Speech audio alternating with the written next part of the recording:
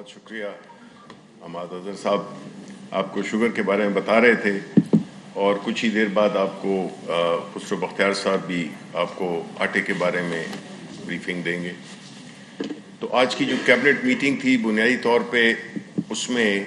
جو سب سے پہلے چیز کو ڈسکس کیا گیا وہ تھا کہ جیسے آپ جانتے ہیں کہ ہمارے ملک میں ریپ کے واقعات بہت زیادہ ہو رہے ہیں اور معصوم بچیوں سے لے کر خواتین سب اس میں ایک بڑے ہی ایک لہر سی ہے جو کہ شاید پہلے بھی ہوتی ہو لیکن اب ذرا زیادہ اس کے واقعات ہمیں نظر آنے لگے ہیں۔ تو پرائم منسٹر صاحب نے خاص طور پہ جو سندھ میں جو واقعہ ہوا تھا اس کا انہوں نے بڑی سختی سے نوٹس کیا اور ان کو بڑی تکلیف ہوئی اس واقعے پہ، کیونکہ جس طرح اس بچی کے ساتھ اور اس بچی کی ماں کے ساتھ زیادتی کی گئی، اس کی بنیاد پر انہوں نے دن رات لاء منسٹری کو کہا تھا کہ اس سلسلے میں ایک آرڈیننس لایا جائے جس میں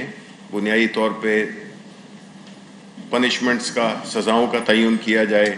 جو قانونی وجوہات ہیں جس کی وجہ سے جو ریپ کے جو ملزمان ہوتے ہیں وہ اکثر ان کو ریلیف مل جاتی ہے کورٹ سے۔ تو اس آرڈیننس میں جو ڈیفینیشن ہے، تشریح ہے مختلف چیزوں کی، اس میں ریپ اور گینگ ریپ کیا اس کو بھی انکلوڈ کیا گیا ہے، سزائیں کیا ہو سکتی ہیں، یہ سارا ایک مفصل ایک قانون سا بنایا ہے جس کی کہ اصولی اپروول دی کیبنٹ میں اور انسٹرکشن دی لاء منسٹر صاحب اور کچھ اور جو ریلیٹڈ ڈپارٹمنٹس ہیں یا منسٹریز ہیں کہ وہ مل کر اس قانون کو جلد از جلد فائنلٹی تک پہنچائیں اور اس میں کوئی ایسا نہ چھوڑا جائے، کوئی ایسا سکم نہ چھوڑا جائے جس سے کہ ملزمان کو جو ہے تو ریلیف ملے۔ اور چونکہ یہ اس میں سزائیں کافی سخت ہیں تو ظاہر ہے کہ اس میں ایک قانون اتنا اسپیسیفک ہونا چاہیے، اتنا کلیئر ہونا چاہیے کہ اس میں کوئی غلطی نہ ہو جائے۔ تو اس لیے یہ ایک بڑا اہم قانون ہے اور ہم یہ سمجھتے ہیں کہ اس قانون کے آنے سے کافی فرق پڑے گا اور ایک بہت ایک ہی اچھا ایک ڈیٹرنٹ ہوگا جس کی وجہ سے جو لوگ اس جرم کے مرتکب ہوتے ہیں ان کو کڑی سے کڑی سزائیں دی جائیں گی۔ دوسری اہم بات جو ہوئی وہ ہوئی کہ آپ کو معلوم ہے کہ جو بورڈ آف ڈائریکٹرز ہیں اس میں خاص طور پہ اگر ایم این ایز یا سینیٹرز ان کو شامل کیا جائے جو کہ پرو بونو بیسس پہ ہوتا ہے، تو اس سلسلے میں جو مصطفیٰ امپیکس کیس کے روشنی میں آرٹیکل 186 کے تحت جس پہ کہ فیصلہ آیا تھا اس میں ایک اس بات پر اور دوسرا جو پوسٹ جو ایکسپو فیکٹو جو کیسز ہوتے ہیں، یعنی تعیناتی کے بعد جو اس کی جو اپروول لی جاتی ہے اس کا بھی یہی مصطفیٰ امپیکس کیس سے ڈائریکٹ تعلق تھا، اسی پہ ہی کورٹ نے فیصلہ دیا تھا، اور دوسرا تھا بورڈ آف ڈائریکٹرز کا۔ تو اس سلسلے میں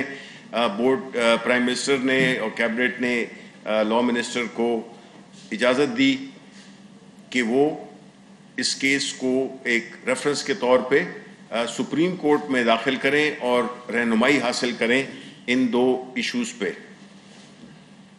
اس کے علاوہ جو اہم چیز تھی وہ تھے economic I T economic parks. یہ اسلام آباد میں بھی، لاہور میں اور پشاور میں ان کا اپروول ہوا، اور اس کے ساتھ ساتھ ہی جو ہمارے ایم کیو ایم کے الائے ہیں آئی ٹی کے منسٹر امین الحق صاحب نے ان کی درخواست پر اور اسد عمر صاحب کی بھی اس میں سپورٹ شامل تھی، اس میں یہ طے ہوا کہ یہ کراچی اور کوئٹہ میں بھی کھولے جائیں، کیونکہ جو آئی ٹی کی جو ایکسپورٹس ہیں وہ ہم نے یہ دیکھا کہ لاسٹ کوارٹر میں جو پہلا کوارٹر تھا اس میں تقریباً 44% اضافہ دیکھا گیا ہے ان کی ایکسپورٹس میں، جو کہ ایک بہت ہی خوش آئند بات ہے، اور ہم یہ سمجھتے ہیں کہ خسرو بختیار بھی موجود ہیں۔ آٹے کی قیمتیں ملک میں پچھلے کئی دنوں سے، ہفتے 10 دن سے بتدریج کم ہوتی جا رہی ہیں، اور تقریباً 200 روپے فی 40 کلو گرام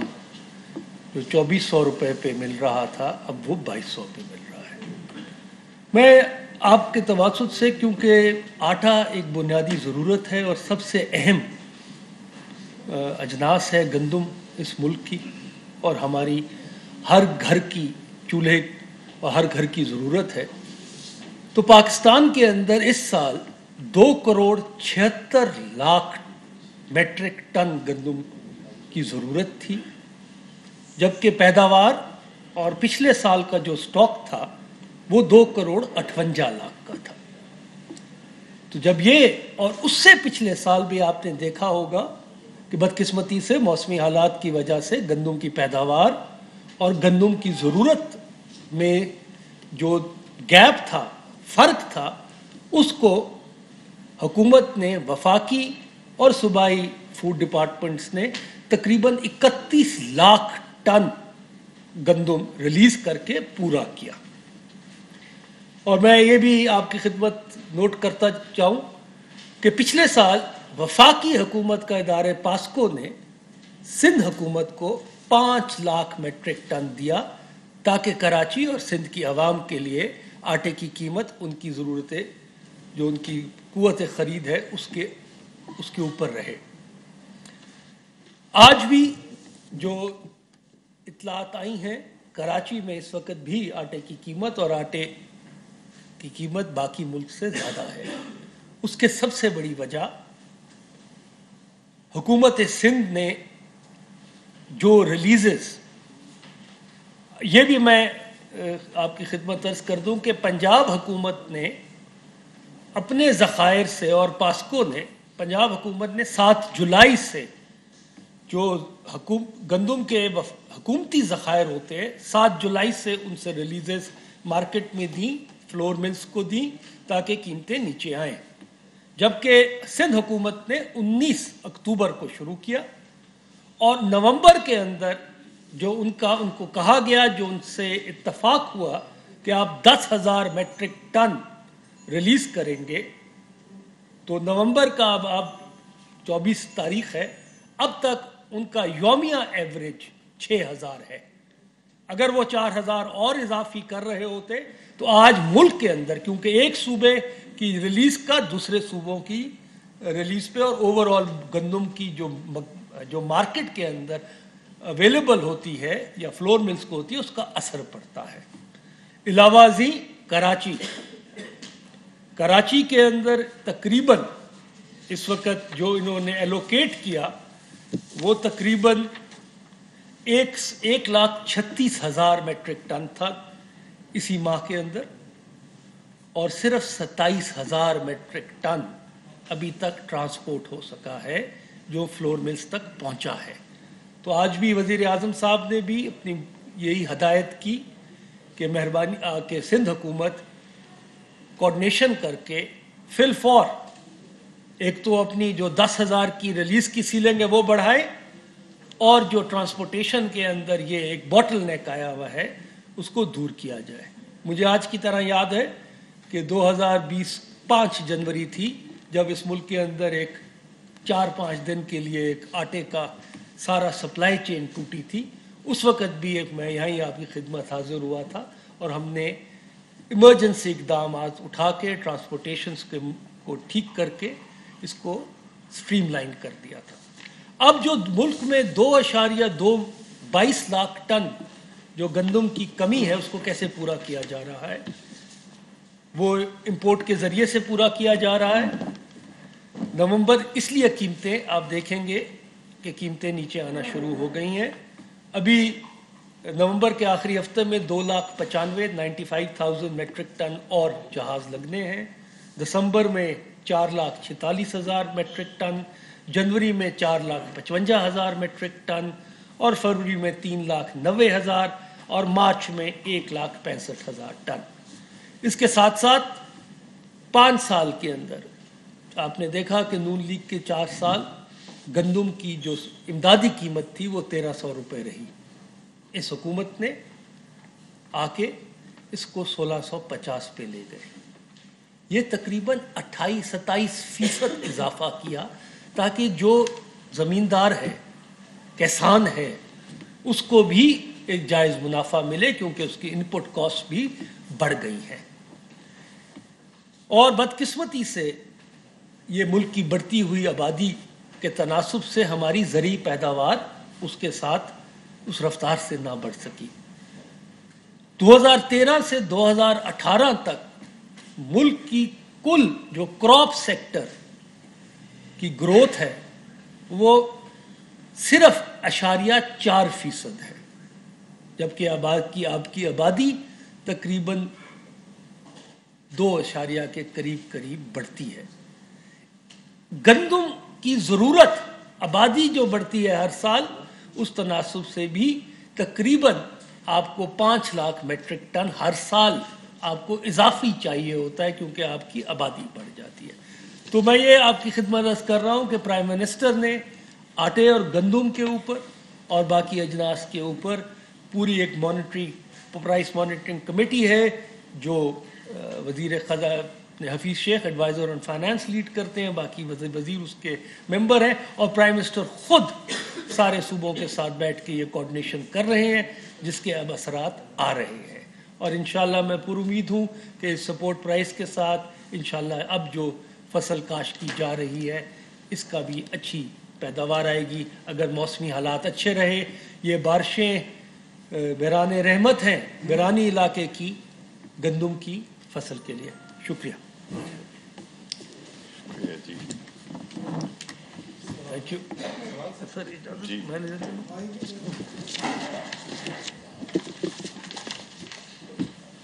اچھا، اس میں میں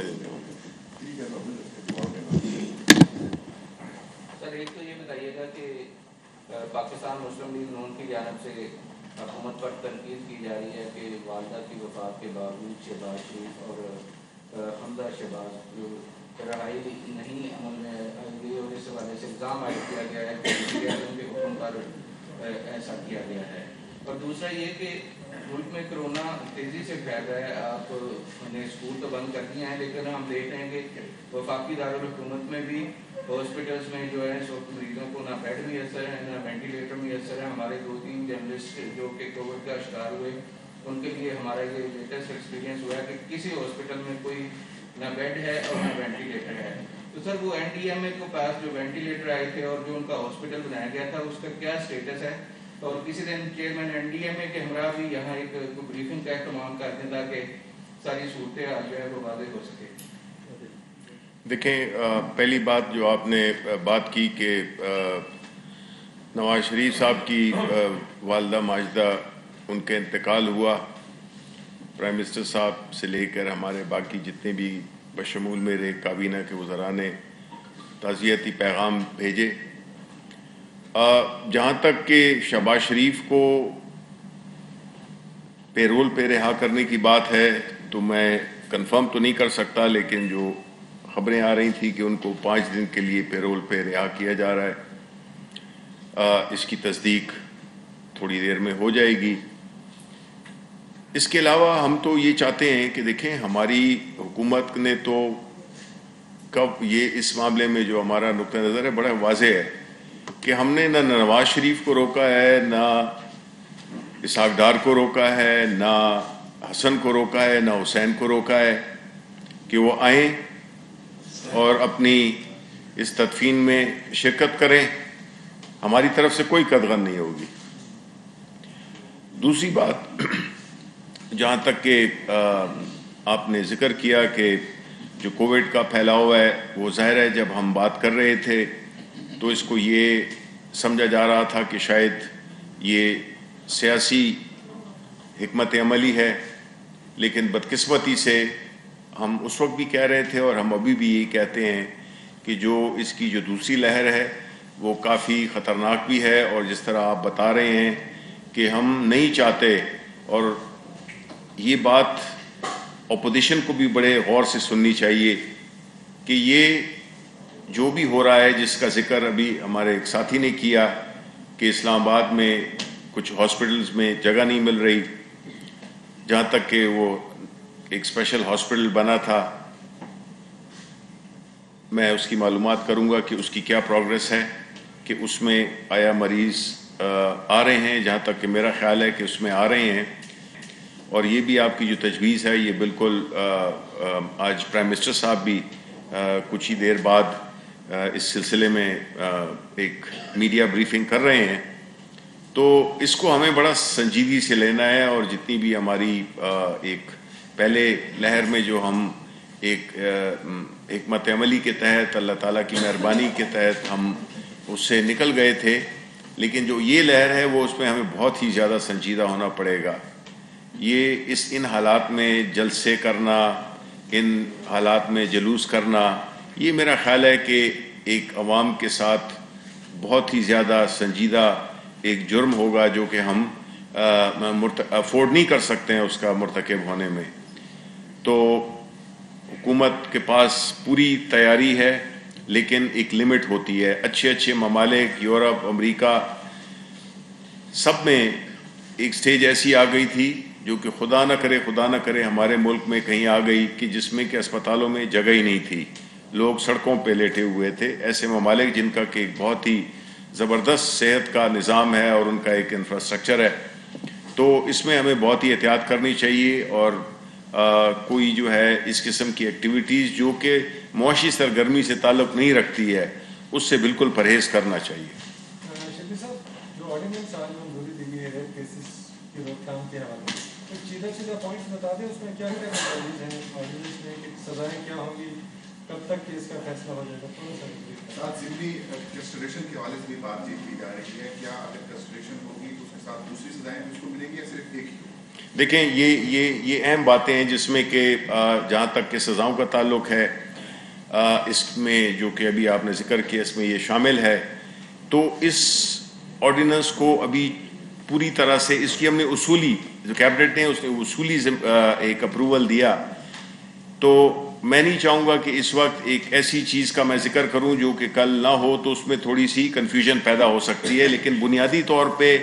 اس میں ڈیفینیشنز بھی چینج کی گئی ہیں، انسرٹ کی گئی ہیں. یعنی اس میں جو پرانے قوانین تھے اس میں ریپ کی حد تک تعلق تھا، ریپ جو ریپسٹ ہے، اس میں اب گینگ ریپ کو بھی شامل کیا گیا ہے. اور اس میں جو ہے جو سزائیں ہیں وہ بھی مختلف تجویز کی گئی ہیں، جس میں کہ 7 تک بھی ہے. تو چونکہ یہ ابھی فائنلائز نہیں ہوا ہے، اس کو ابھی اس کی نوک پلک جو ہے تو وہ لا منسٹر کو دی گئی ہے، اور وہ میرا خیال ہے کہ میکسیمم 1 ہفتے میں اس کو فائنلائز کر لیں گے. تو اس وقت میرا خیال ہے کہ ہم زیادہ بہتر پوزیشن میں ہوں گے اس کے بارے میں بات کرنے کی. سر، یہ خبر آج چھپی ہوئی ہے کہ نیشنل کوآرڈینیشن کمیٹی اور انٹیلیجنس ایجنسیز کے اوپر بنائی گئی ہے، ایسی کہ اپروول وزیر اعظم نے دی؟ سوری؟ NICC جی نیشنل انٹیلیجنس کوآرڈینیشن کمیٹی، اس کی اپروول نہیں، آج کی کمیٹی میں تو نہیں ہوئی ہے، آج کی کیبنٹ کمیٹی میں تو نہیں ہوئی ہے. سر 2-3 سوال ہیں. سر، ایک تو بھارت میں آپ نے دیکھا ہوگا کہ وہ اس حد تک پاکستان دشمنی پہ اتر آئے کہ بمبئی میں اور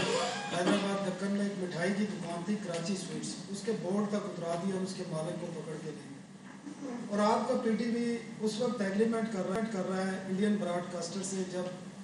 جو بھارت میں کشمیر کے حوالے سے متنازع شک ہو چکی تھی. اس کے بعد ایک سوال ہے اس پہ، ایک تو یہ بتا دیں کہ آپ کیا ہے اس معاہدے کی فیڈرل گورنمنٹ اور کیبنٹ سے منظوری لی گئی تھی، اور کیبنٹ نے آج